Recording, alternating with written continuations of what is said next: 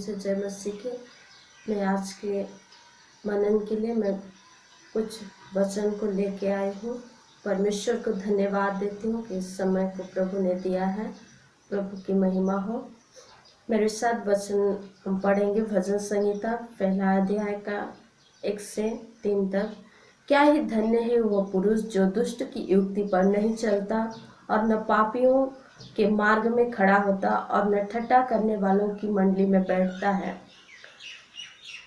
परंतु वह तो यहोवा की व्यवस्था से प्रसन्न रहता और उसकी व्यवस्था पर रात दिन ध्यान करता रहता है।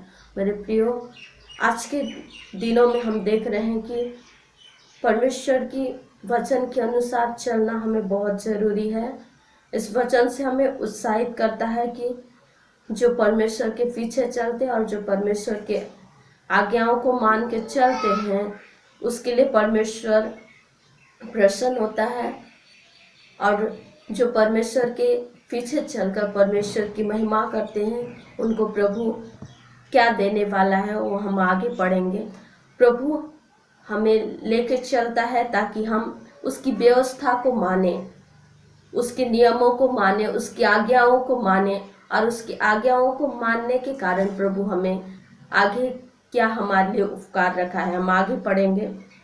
परंतु वह तो यहोवा की व्यवस्था से प्रसन्न रहता। जो पुरुष यहोवा की व्यवस्था से प्रसन्न रहता, वो परमेश्वर की व्यवस्था से खुश रहता, वो हर एक बात जो प्रभु की बातों को मानकर चलता है, उसकी आज्ञाओं को मानकर अपने जीवन को उसमें निर्धारित करता है, अपने जीवन को प्रभु के लिए चलाता है।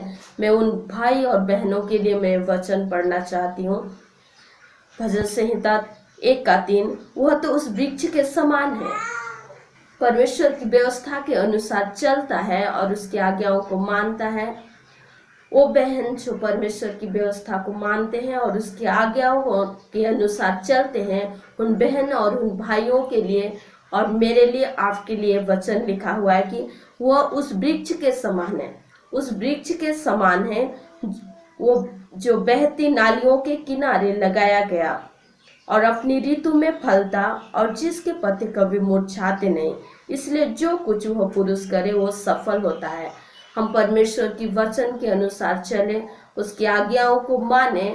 आज के दिनों में हम देखते हैं कि कई सारे समस्या, बीमार, हर एक चीज घेरे हुए हैं, लेकिन उसके बीच में भी हम परमेश्वर की आज्ञाओं को मानकर निरंतर प्रार्थना में लगे रहना और परमेश्वर के वचन के अनुसार हमें चलना है।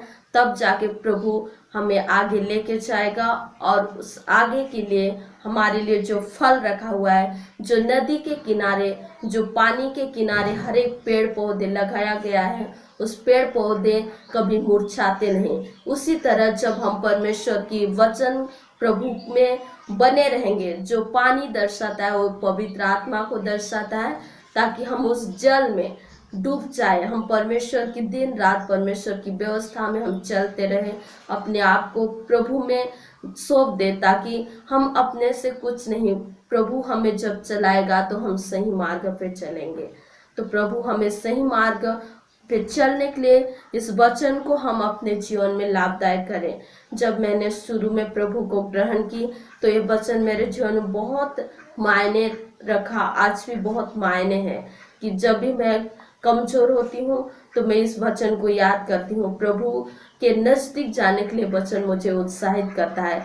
जैसे कि पहला पत्रस 5:6 और 7 में लिखा हुआ है, इसलिए परमेश्वर के बलवंत हाथ के नीचे दीनता से रहो, जिससे वह तुम्हें उचित समय पर बढ़ाए।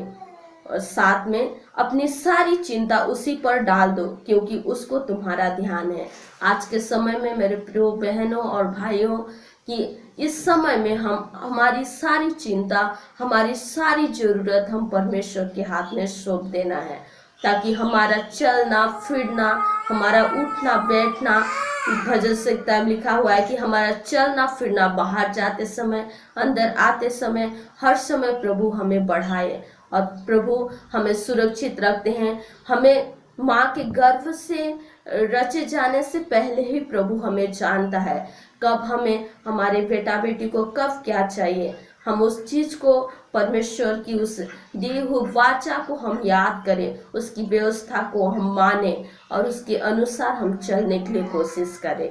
प्रभु इस वचन से हमें आशीष दे। सभी को जय मसीह की।